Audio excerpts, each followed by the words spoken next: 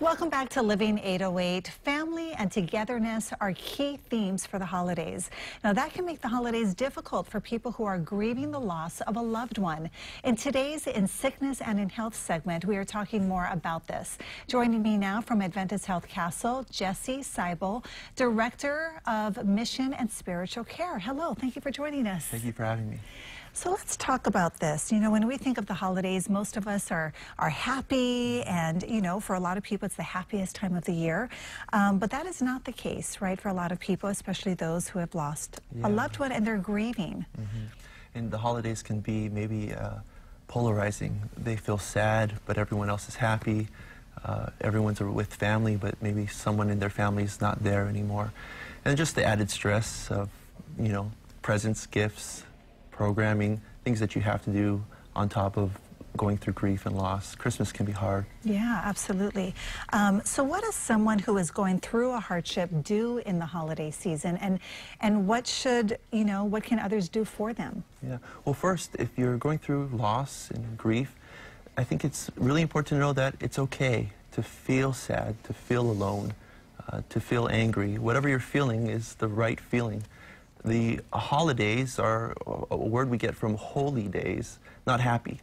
And so holy can be sad, holy can be loss, holy can be grief.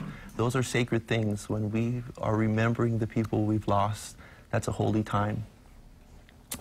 If someone is not personally going through the loss, right, that grieving process, what can they do for someone who is? Yeah, you know, sometimes we're afraid because we don't know what to do, how we can help, how we can make a difference.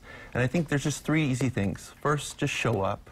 Let them know that you remember them. Maybe it's a visit, but maybe there's some distance and it's a phone call. Maybe on those Christmas cards you're sending out en masse, you just a little handwritten note saying, hey, we're thinking of you, we're remembering you, we love you. After you show up, ask how they're doing. You know, in local vernacular, we say, how's it? But that's a greeting.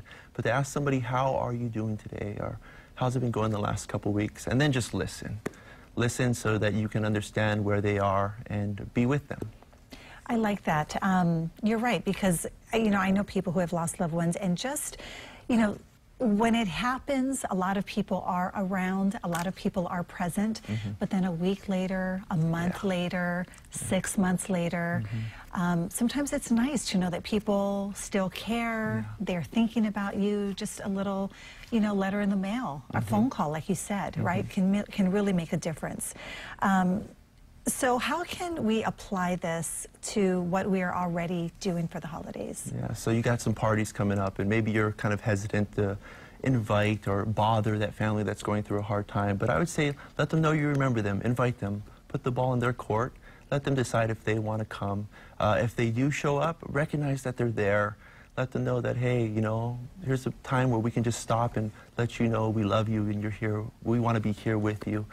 If a family has lost someone, maybe before the meal, during the meal, after the meal, sometime, take a moment and just say, hey, who wants to talk about Tutu?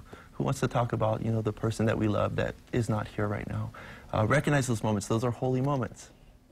I'm glad you mentioned that, because sometimes, I think most times, too, in my experience, people avoid talking about that person, and then it just kind of makes it awkward and uncomfortable, and, you know, like, oh, you can't talk about that person, when really, you know, the person who lost someone may want to talk about that person, right? Celebrate their life. That's right. And then some of us aren't talkers, and so I think it's very helpful to acknowledge that maybe talking with words is not the best way to communicate, but maybe just recognizing special things that people used to do. Grandma had a special dish, you know, wherever that dish would be, put a little note saying, thinking of you, Grandma. It's a way to just recognize that Grandma is still with us in memory, and we're celebrating what we had. Yeah, I like that. What are some additional steps that someone can take if they are struggling and need help? Yeah. Well, first of all, you need to know that you don't have to be alone. Reaching out to someone you trust, a friend, a pastor, a priest, or even a professional counselor, that can help somebody move forward and let you know that you have hope in the future. But you don't have to only do that one-on-one. There's group grief counseling out there. Adventist Health Castle is starting a group this January. You can give us a call and we could line you up with that group. We're meeting the second and fourth Wednesdays, 6 to 7:30 p.m.